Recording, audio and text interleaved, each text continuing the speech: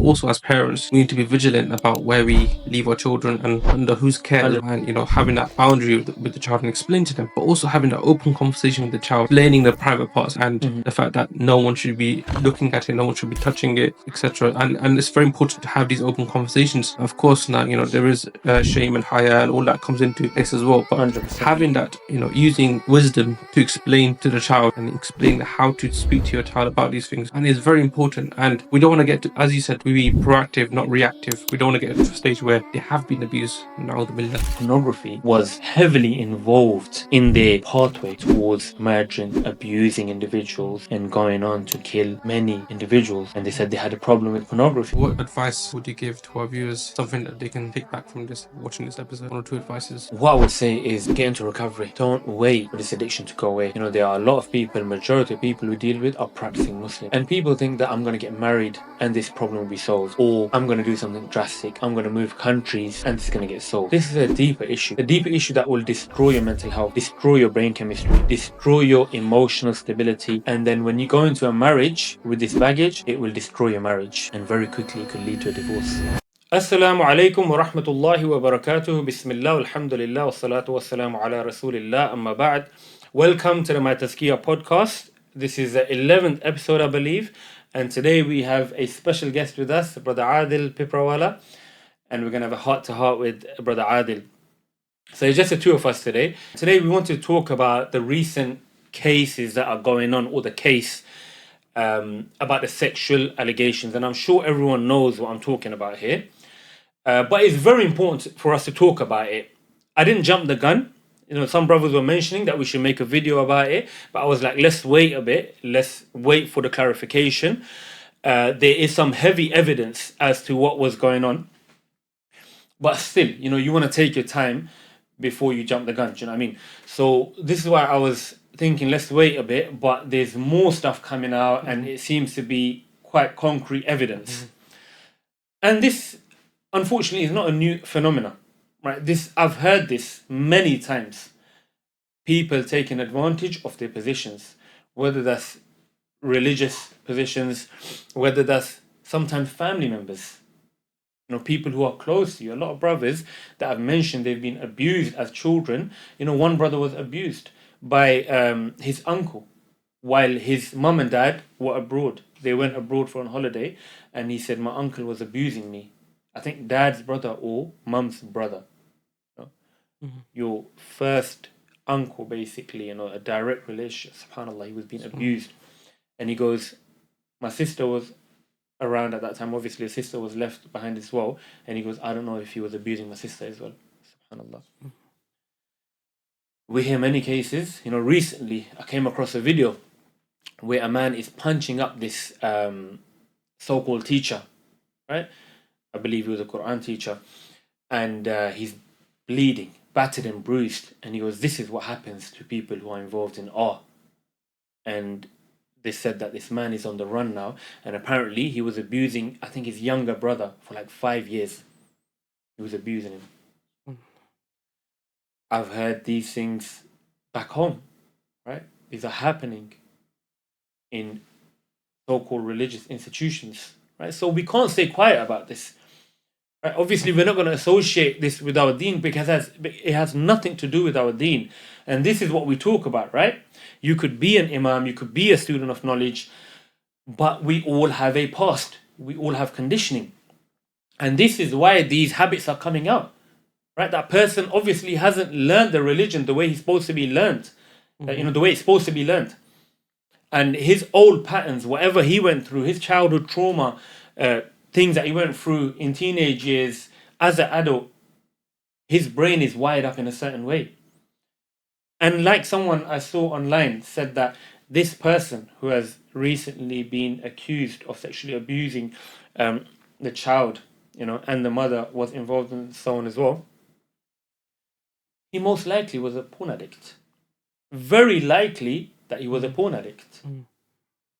Yeah, and I think what's important, what you mentioned, is that it's not tied to our deen as such, because we hear of abuse happening in churches with priests abusing young boys as well. 100%. So, and it's not even just religion as well. And even when we look at the people, it's not always people of in positions of authority as such, I think anyone who watches this kind of material and watching for a very long time has the capability to do these things, but it's just maybe that the opportunity hasn't presented for them to actually be in that position where they can inflict mass damage SubhanAllah. amongst their communities as such. That's But we deep. do hear where, as you mentioned, the uncle with his nephew, and maybe even a father with his child.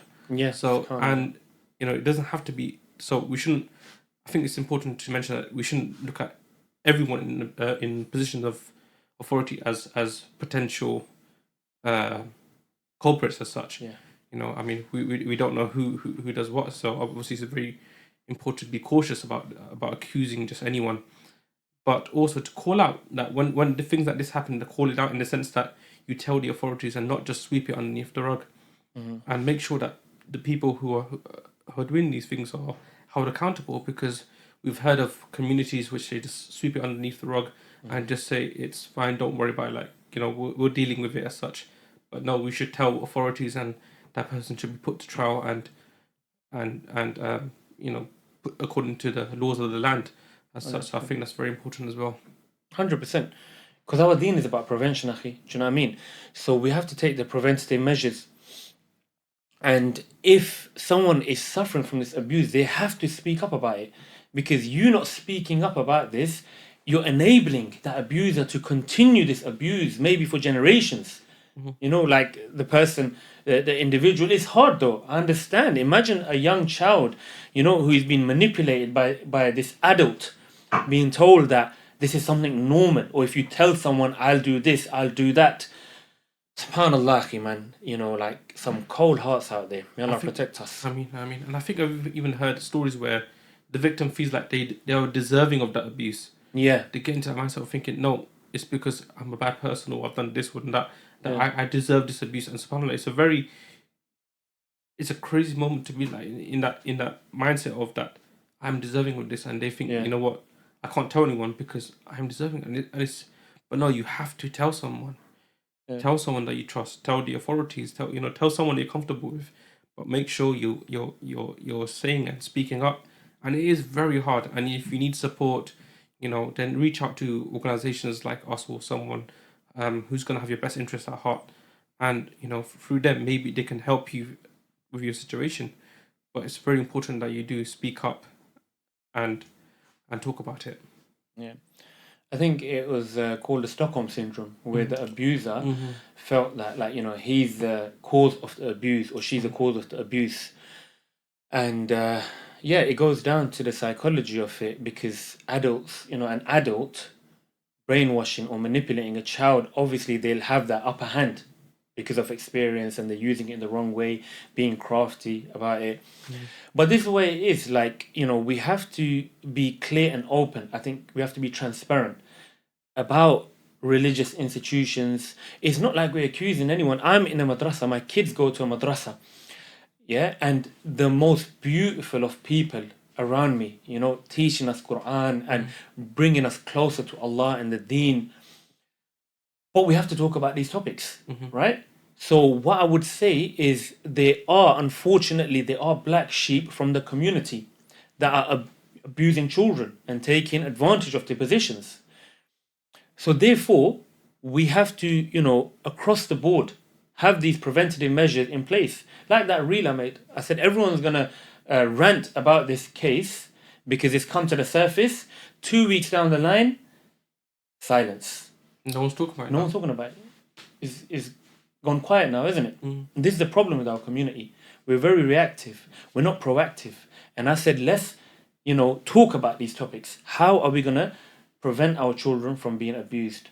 How are we going to protect them from coming across inappropriate material or deal with pornography addiction? Let's set up regular talks in our masajid about these issues, right? To prevent abuse from taking place, hold people who are involved in this to account. Because when we talk about these things within these religious institutions, just talking about it will create that effect. Like we have the Islamic law, right? A lot of it is preventative, subhanAllah. in the countries that apply even bits of the Islamic law, the crime rates are lower than any other country in the world, right? Just because people know there is a process that can take place, and for stealing, obviously there's a process, and I could potentially, it could lead to getting my hands cut. So therefore, having that fear will make them think 10 times, 100 times, 1,000 times before they go and commit theft. So we need to be open. One thing I would say is with anyone, like we were talking about one of the previous podcasts where I was mentioning where I said about free mixing, right? When a man and woman are together alone, the third one is shaitan. And even the hadith about the brother-in-law, right? Even the brother-in-law is basically a danger. It's like death for the sister-in-law, subhanAllah. And people may be shocked. Like I said, one person close to me said, nah, they were a bit shocked. And I said, this is the words of Rasulullah sallallahu alayhi wasallam, right? This is not coming from me. This is our deen. And obviously, this is coming from the creator of the universe and the messenger of Allah. They will know mankind better than anyone else. And they're telling us first-hand experience that we see applies in today's times. Where does every act of zina start from? From premixing. And again, like you said, not that we can associate abuse to religious figures, no. Likewise, we can't say that every person who premixes is going to go commit zina. But every person who committed zina started by premixing. And I think going back to that point about what you mentioned about spreading awareness, but also as parents, we need to be vigilant about where we leave our children and under whose care as well. 100%. And I think we spoke about this in the previous podcast as well. Yeah. About, you mentioned about sleepovers as well, and having that boundary with the child and explain to them, but also having that open conversation with the child. And again, you mentioned in the previous podcast about explaining the private parts and the fact that no one should be looking at it, no one should be touching it, etc. And it's very important to have these open conversations. Of course, now there is shame and haya and all that comes into place as well. But 100%. having that, using wisdom to explain to the child, and if you don't know how to speak to your child, then there's plenty of videos as well, alhamdulillah, that are coming out and explaining how to speak to your child about these things, and it's very important. And we don't want to get to, as you said, we be proactive, not reactive. We don't want to get to a stage where they have been abused, na'udhu billah, they have been abused, and then we explain, but rather be proactive and say, and sit down with your child and explain to them about these things, because it's very, very important. And children, they don't really understand, they don't really know what's going on, they don't have wisdom, because obviously their brains are still developing, so they don't have that wisdom. They don't know about what's being done to them is right or wrong. They don't know. They look to the adult as obviously an authority, and thinking, no, if this person, this my uncle, this my auntie, or my cousin or something, they're looking after me, they got the best interests at heart, so Yeah. they may be susceptible to falling into these traps and thinking, no, I can't mention these kind of things because, as you mentioned, you previously said, don't tell anyone. This is a secret between you and me. These are common things that we hear. That don't tell anyone. This is a secret. And if you tell anyone, then this this will happen to you. Or if you keep quiet, I'll give you this. All these kind of things, and we just have to be proactive and really explain to our children that be careful, and but just also as parents as well, and using our wisdom in a sense that not allowing our children to be around certain people who may pose a danger to our children, and keeping a watchful eye and making sure someone's looking after them that has that you trust, and not just assuming the best of everyone, because we don't know who is indulging in this and could act out. Yeah, 100%. Like the recent case, how would you, it won't even come to your mind that a Quran teacher is getting up to this level of abuse. Subhanallah. May Allah protect us and our children. And yeah, just to add to that, we should try to not have our children in private spaces with adults, like wherever it is, whether it's an Islamic school, whether it's a madrasa, whether it's even in the homes, leaving them. Like I said last time, right? Even with your like sleepovers, even with cousins. Because a lot of people, when they mention abuse cases, you hear that it's close people. Like I've heard cousins, uncles. And the thing is, when you leave your child at another home without your supervision, then you are clueless about what is going on. Because the world is moving towards virtual reality, right? The metaverse. And everything is online. The dangers are online. We don't know what these kids are seeing. And actually, there was, I think you shared it, one of the news articles about children abusing other children, and the fact that this is becoming one of the most viewed categories, I believe, online, like with inappropriate material, or many of these websites have illegal stuff going on. And also, there was another article where children are abusing children, and this is this is on the rise. So, you're left to the mercy of the online world. When you're leaving your child, you don't know what they're getting up to, and you don't have no control or safety in place for that situation. So, don't leave them under anyone's supervision other than yourself. Take preventative measures, because we don't know where the world is heading towards.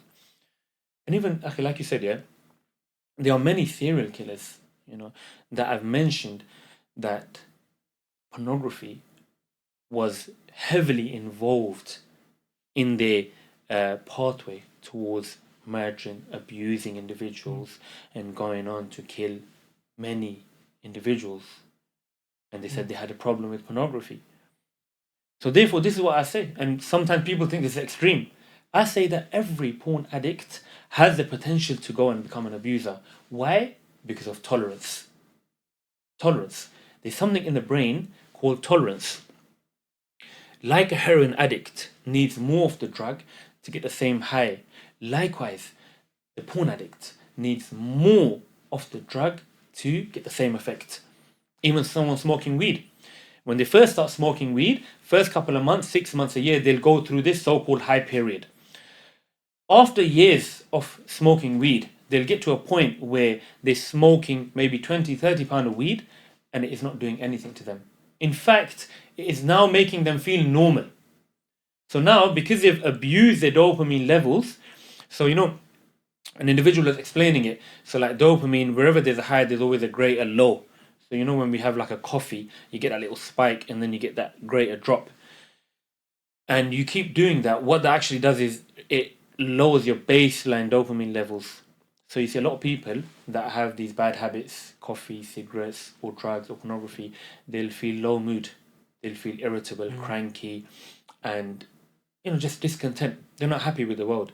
And when people give up these drugs and their mind is detoxed from it, their brain goes through this detox period, they say that even the sunshine is so beautiful now. I can appreciate the sun.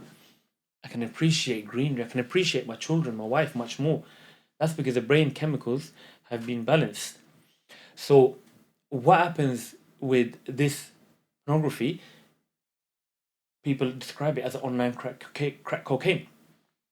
It's similar to the journey a drug addict goes through. A person always needs a greater dopamine kick. So they'll view more explicit material. They may get into more explicit relationships, maybe go on to commit zina. And for some, like it's ended up here, go on to abuse children, subhanAllah. And I think, even explaining tolerance in a very simple concept, and because not everyone can relate to taking illegal drugs as such. True. But, I was with a group of brothers and I mentioned, and I was talking about tolerance as such, and I was saying to them about sugar in their tea. I said, and I went around the circle and I said, how much sugar do you take in your tea? Some brothers said 0, like no spoons at all. Some brothers said half a spoon. Some brothers said 2 spoons, 3 spoons. Some brothers even mentioned 7 or 8 spoons. And that's crazy. But what it is that, if you keep having that regular amount of sugar, so even if it's 1 spoon of sugar in your tea, but you have multiple teas throughout the day, for example, eventually that 1 spoon of tea won't even taste sweet anymore in your tea. And you're thinking, okay, I need to up my level, so 1.5 spoons. Then for a while that works, and then it doesn't work anymore. Then you get 2 spoons, then 3 spoons, and it gradually goes up, and you don't even realize that how you just think it's normal. It's like when someone says, "Oh, I don't take any sugar with my tea," and then thinking, "Are you weird?" Yeah. but it's because they don't need it. But you've increased your tolerance so much that you need those 3 spoons of sugar in your tea, and you can't do without it. It just doesn't. It doesn't hit the spot as you said. So even something so simple to explain that what tolerance is. Just imagine the amount of sugar that you have in your tea, and then you can cut it out, of course, but it will. It takes a bit of effort on your part, and being okay with it. Yeah. Similarly with pornography, that tolerance can be resetted. Your baseline dopamine can be reset, but it does take effort and work, and being in recovery is an important factor, and being part of a community who's not going to judge you, who's going to be supportive, and who's got your best interests at heart, because and I think a lot of people are scared about getting into recovery in the sense that how can I talk about this, and how can I explain this, because I'm watching the worst of materials, or they think that, and they think that I'm an evil person and this is my reality. I'm gonna die with this sin, and but it's not until that you open up and you talk about it, and then you realize pornography isn't the issue. It's something deep, as you said, something deep underneath that's driving you to the addiction. So I think that's again something so important. But until you're not part of a recovery community or recovery program, you won't realize this. So it's important to get into recovery. 100%, man. So I'm going to say some things, and people may not fully understand it, or they may think, I'm justifying it. But this comes from experience. What I want to say is that you see this individual who committed these horrendous acts, these abhorrent acts. What we have to realize is that he was an innocent child once upon a time, right? He was an innocent child, and he grew up and he studied a deen to a certain extent, and he is a so-called Quran teacher. Now, how did he end up abusing a child? Such extreme details, very difficult to read, the affidavit. There's a lot of things that went on in this person's life. And from our experience, like another individual mentioned as well online, they could have very likely been a porn addict. Why are they a porn addict? They have a past. They have programming. They have childhood traumas. They have unhealed wounds. They have mental health issues. They didn't know how to deal with their stress. They didn't know how to deal with the anxiety. They were maybe suffering from resentment, jealousy, and a lot of pain and suffering. Because which Muslim would go ahead and abuse a child? Which same person would? Let alone a Muslim, a non-Muslim. Which person will go and do that? No one. How did he end up there? And this is why I say it's more than just that person. It's more than just that woman, that man, that addiction, or what you see on the screen. That's all acting out. Like the iceberg I described. That's on top of the waters. The symptom, the inappropriate material, the drugs, the alcohol, the junk food. You don't need to focus on that. The focus should be what is causing that, to solve the issue so that the symptoms never come to surface. So with this person, as crazy as it is, the situation, it could have been prevented. That's what I wanted to say. It could have been prevented. And there are hundreds, thousands, if not hundreds of thousands of potentials that could reach this stage if they don't get into recovery.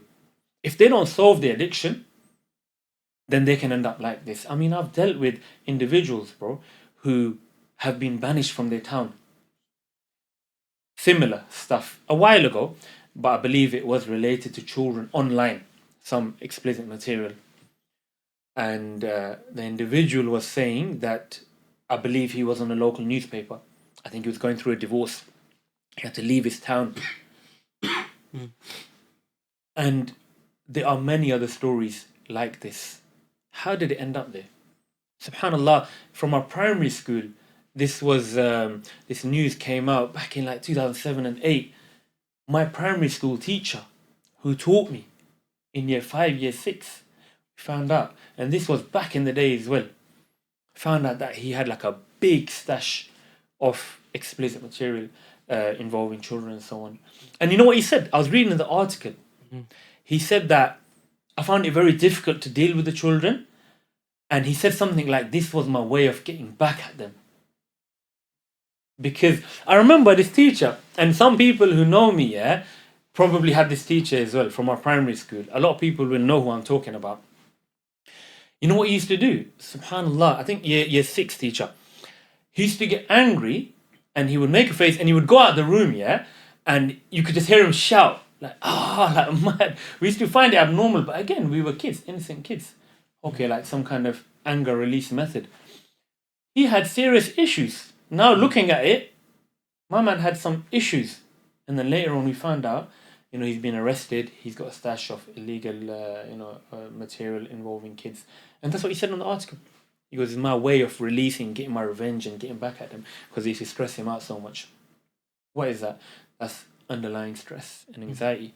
Majority of addicts are using this inappropriate material to self-soothe their stress and anxiety levels.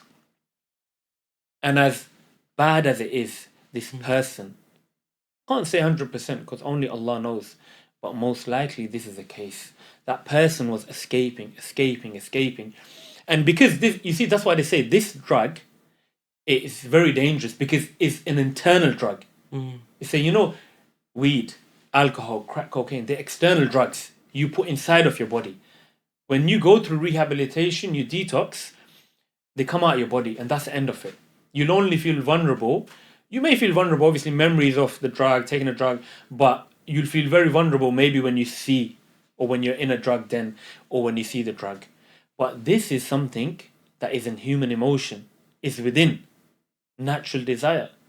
And you see the nafs and the qareen and the shaitan, they play with this and they distort it and pervert that natural desire towards lust, where a person wants more and more and more and they'll never be satisfied until they come back to their boundaries and stick to their boundaries of halal, ways of dealing with, halal ways of dealing with this desire. We've got a few minutes left for this episode. And what advice would you give to our viewers? Something that they can take back from watching this episode? 1 or 2 advices. What I would say is get into recovery. Don't wait for this addiction to go away. There are a lot of people, majority of people we deal with are practicing Muslims. And people think that I'm going to get married and this problem will be solved. Or I'm going to do something drastic. I'm going to move countries and this is going to get solved. This is a deeper issue. It's a deeper issue that will destroy your mental health, destroy your brain chemistry, destroy your emotional stability. And then when you go into a marriage with this baggage, it will destroy your marriage. And very quickly it could lead to a divorce. Yeah, and it could ruin your chances of being a good father, a good mother. You could pass it on. This generational trauma, you could pass it on to your kids. A lot of people, maybe not a lot, but people have mentioned that the first time they came across this inappropriate material through their dad, meaning they saw something on their dad's phone.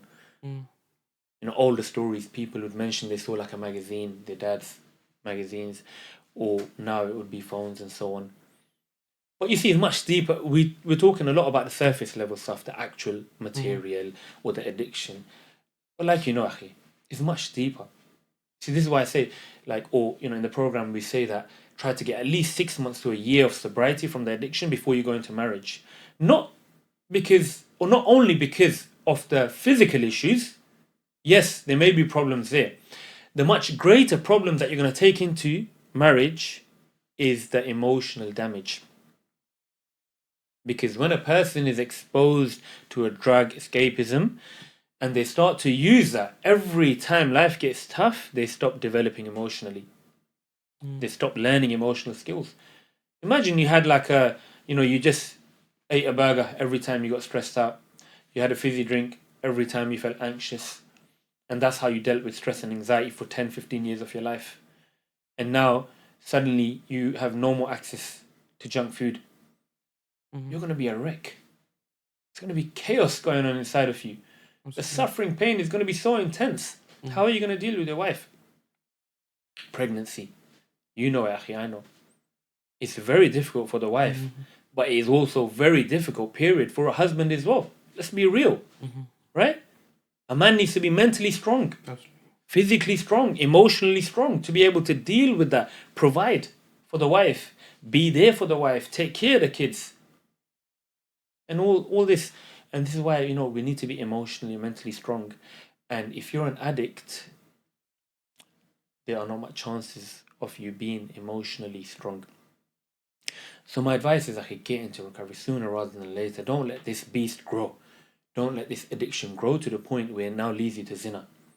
Where it now leads you, like I said, everyone has the potential, because you see, when you are in the environment of the shayateen, there are no limits and boundaries. So don't go into that darkness. Don't hide into the shadows. And don't go into the environment of the shayateen.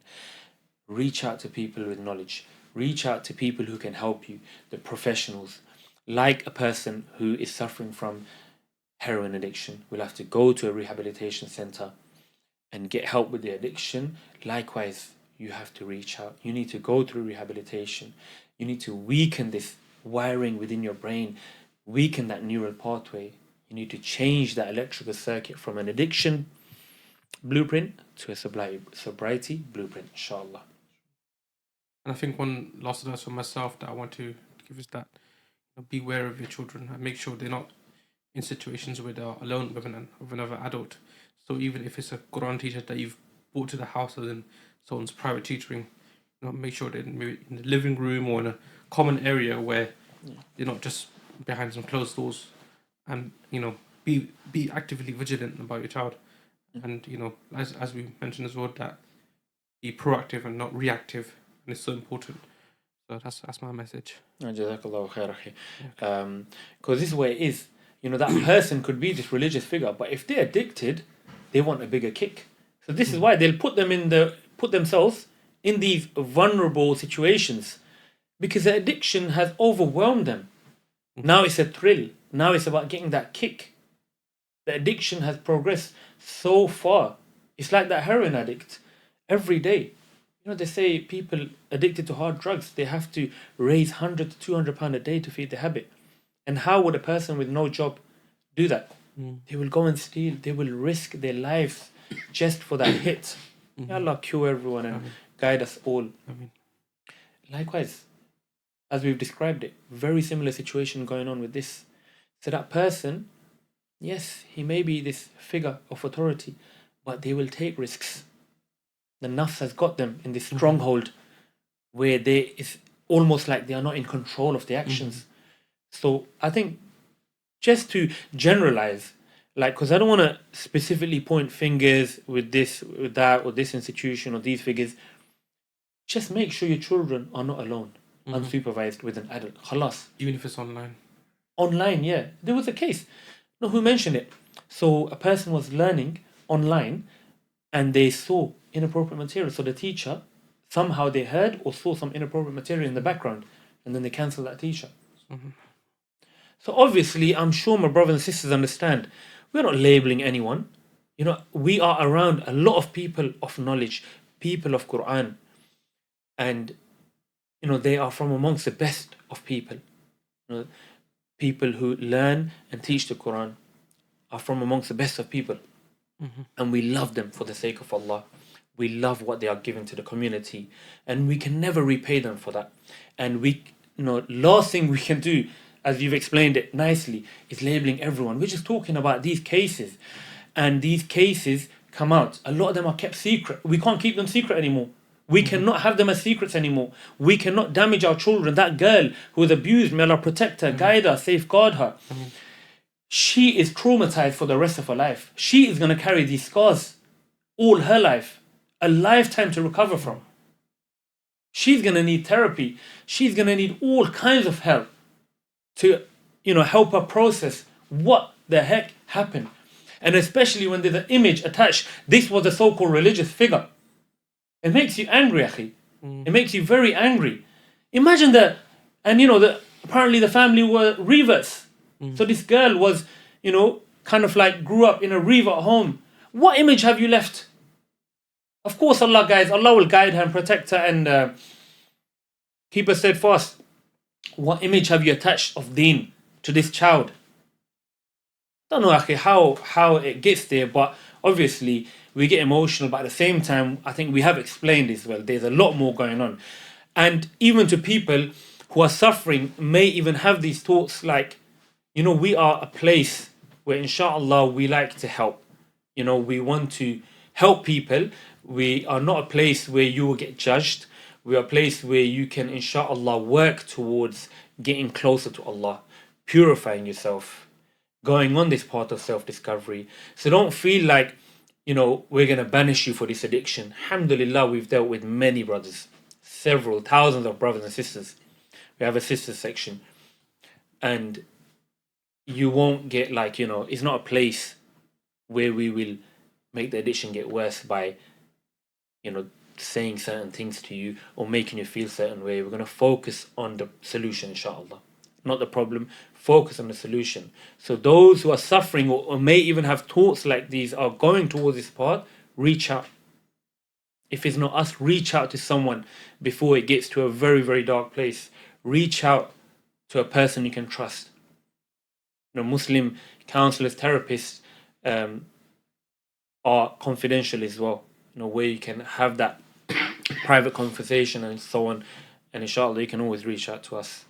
Inshallah, we'll end it there. Do you want to say anything before we finish? That's all. My brothers and sisters, may Allah bless you all.